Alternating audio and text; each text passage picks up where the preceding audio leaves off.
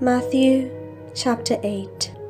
When Jesus had come down from the mountain, great crowds followed him, and there was a leper who came to him and knelt before him, saying, "Lord, if you choose, you can make me clean." He stretched out his hand and touched him, saying, "I do choose, be made clean." Immediately his leprosy was cleansed. Then Jesus said to him, "See that you say nothing to anyone, but go show yourself to the priest and offer the gift that Moses commanded as a testimony to them." When he entered Capernaum, a centurion came to him, appealing to him and saying, "Lord, my servant is lying at home, paralyzed in terrible distress." And he said to him, "I will come and cure him." The centurion answered, "Lord, I am not worthy to have you come under my roof, but only speak the word, and my servant will be healed. For I also am a man under authority, with soldiers under me, and I say to one, 'Go,' and he goes, and to another, 'Come,' and he comes, and to my slave, 'Do this,' and the slave does it." When Jesus heard him, he was amazed, and said to those who followed him, "Truly, I tell you, in no one in Israel have I found such faith. I tell you, many will come from the east and the west, and will eat with Abraham and Isaac and Jacob in the kingdom of heaven, while the heirs of the kingdom will be thrown into the outer darkness, where there will be weeping and gnashing of teeth." And to the centurion Jesus said, "Go, let it be done for you according to your faith." And the servant was healed in that hour. When Jesus entered Peter's house, he saw his mother-in-law lying in bed with a fever. He touched her hand, and the fever left her, and she got up and began to serve him.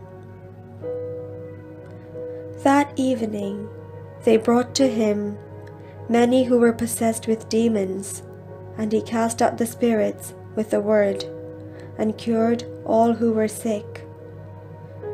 This was to fulfill what had been spoken through the prophet Isaiah. He took our infirmities and bore our diseases. The word of the Lord. Now, when Jesus saw great crowds around him, he gave orders to go over to the other side.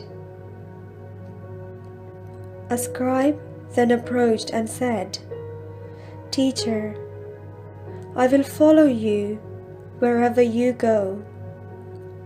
And Jesus said to him,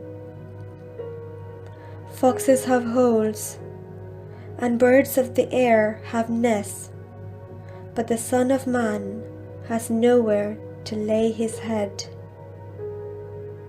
Another of his disciples said to him, "Lord, first let me go and bury my father." But Jesus said to him, "Follow me, and let the dead bury their own dead." And when he got into the boat, his disciples followed him. A windstorm arose on the sea, so great that the boat was being swamped by the waves, but he was asleep. And they went and woke him up, saying, Lord, save us, we are perishing. And he said to them, Why are you afraid, you of little faith? Then he got up and rebuked the winds and the sea, and there was a dead calm. They were amazed, saying, What sort of man is this, that even the winds and the sea obey him? When he came to the other side, to the country of the Gadarenes, 2 demoniacs came out of the tombs to meet him. They were so fierce that no one could pass that way. Suddenly they shouted, What have you to do with us, Son of God? Have you come to torment us before the time? Now a large herd of swine was feeding at some distance from them. The demons begged him, If you cast us out, send us into the herd of swine. And he said to them, Go. So they came out and entered the swine. And suddenly the whole herd rushed down the steep bank into the sea and perished in the water. The swineherds ran off, and on going into the town, they told the whole story about what happened to the demoniacs. Then the whole town came out to meet Jesus, and when they saw him, they begged him to leave their neighborhood